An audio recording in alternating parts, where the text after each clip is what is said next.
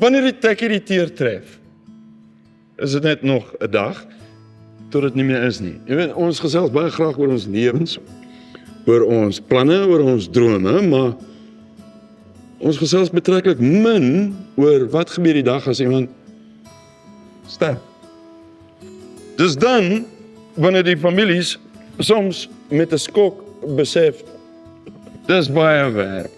Daar is rekeninge, daar is belasting, daar's bates, daar's dokumente, admin, verpligtinge en natuurlik al die gepaardgaande emosies.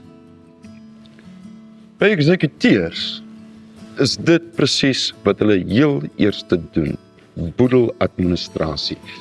Nie as 'n add-on nie, nie as 'n bysaak nie. Wanneer die tekkie die teer tref, wil jy seker wees, dit wat jy gebou het, dit wat jy versamel het, word reg bestuur. Jy weet, korrek, deursigtig, in Afrikaans. Want wanneer jy 'n geliefde verloor, is daar net nie tyd vir onsekerheid nie. Eksekuteurs, hulle hanteer boedels, dis wat hulle doen.